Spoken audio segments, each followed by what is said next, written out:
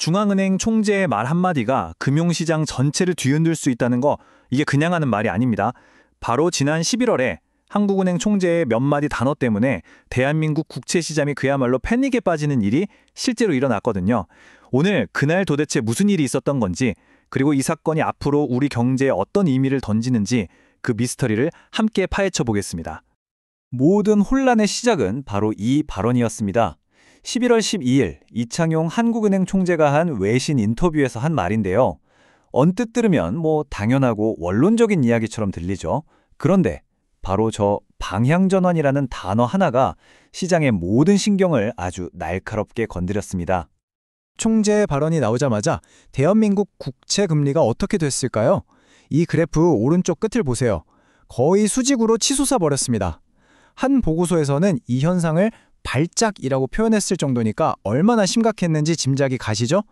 금리가 이렇게 미친 듯이 뛴다는 건요, 간단히 말해 채권 가격이 폭락했다는 뜻이고요. 시장이 순식간에 극도의 공포에 휩싸였다는 아주 명백한 증거입니다. 자, 그럼 첫 번째 질문부터 시작해보죠. 아니 도대체 왜 그랬을까요? 왜 시장은 이 말 한마디에 이렇게까지 민감하게 거의 발작적인 반응을 보였을까요? 이 갑작스러운 패닉의 원인을 분석해보면요, 지금 우리 경제가 처한 복잡한 상황이 고스란히 드러납니다. 이 패닉을 제대로 이해하려면 먼저 지금 한국은행이 얼마나 아슬아슬한 외줄타기를 하고 있는지부터 알아야 합니다. 이 딜레마를 들여다보면 이번 사태의 본질이 보이기 시작하거든요. 지금 한국은행 앞에는요, 마치 저울의 양쪽 끝에 놓인 두 개의 무거운 추가 있습니다. 한쪽에는 위태로운 금융 안정이, 다른 한쪽에는 이제 막 살아나려는 경제 성장이 놓여 있죠. 문제는 이 두 가지 목표가 서로 반대 방향으로 힘을 당기고 있어서 둘 다 잡기가 너무나도 어렵다는 겁니다. 자, 먼저 금융 안정 쪽을 한번 볼까요? 와, 이건 곳곳이 지뢰밭입니다. 달러원 환율은 여전히 살얼음판 위를 걷고 있고요. 원화는 구조적으로 약세라는 평가가 많죠. 여기에 아직 꺼지지 않은 부동산 시장 리스크까지. 이런 상황에서는요, 정책 방향을 조금이라도 잘못 틀었다가는 그야말로 걷잡을 수 없는 위기로 번질 수 있으니까 한국은행 입장에서는 정말 극도로 조심할 수밖에 없는 거예요. 그런데 말이죠, 저울의 반대편을 보면 또 희망적인 신호들이 보입니다. 3분기 GDP 성장률이 생각보다 잘 나왔고, 특히 수출이 살아나면서 드디어 경제가 바닥을 찍고 회복하는 거 아니냐는 목소리가 커지고 있죠. 자, 근데 이게 왜 딜레마냐고요?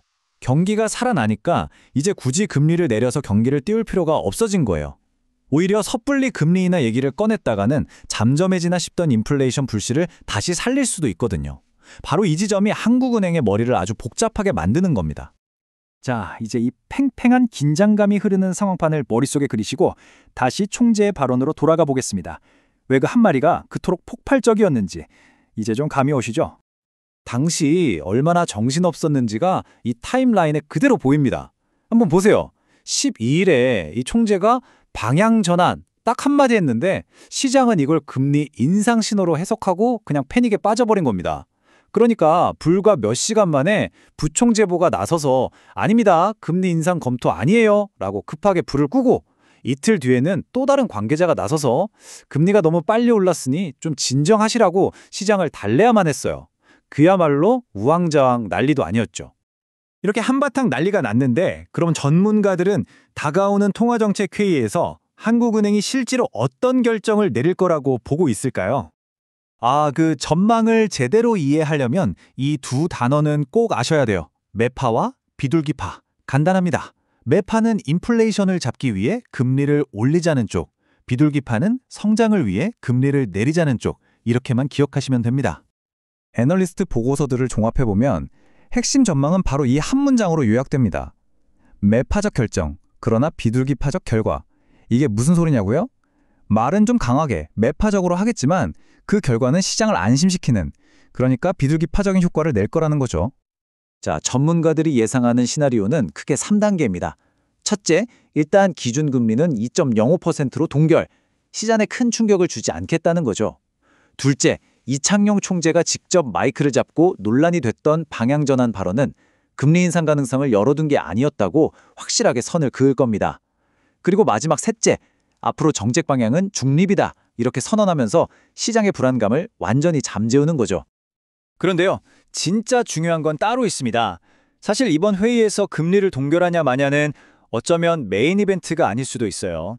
앞으로의 방향키를 쥔 진짜 단서는 한국은행이 새로 발표할 경제 전망치, 바로 그 숫자들 안에 숨어 있습니다. 우리가 가장 먼저 아주 유심히 봐야 할 숫자는 2026년 경제 성장률 전망치입니다. 만약 한국은행이 1.8%처럼 좀 낮은 숫자를 제시한다? 이건 사실상 우리 아직 경제 회복 자신 없어요 라고 말하는 것과 같아요. 그럼 당연히 금리를 공격적으로 올릴 생각도 없다는 거겠죠? 시장에는 아주 강력한 비둘기파 신호로 읽힐 겁니다. 반면에 우리가 바짝 긴장하고 봐야 할 숫자도 있습니다. 바로 2020년 물가 전망치예요. 만약 이 숫자가 한국은행의 목표치인 2%를 넘어선다? 이건 시장이 아직 가격에 반영하지 않은 완전히 새로운 악재가 될 수 있습니다. 아, 인플레이션 아직 안 끝났구나 하는 공포가 다시 고개를 들 수 있다는 거죠.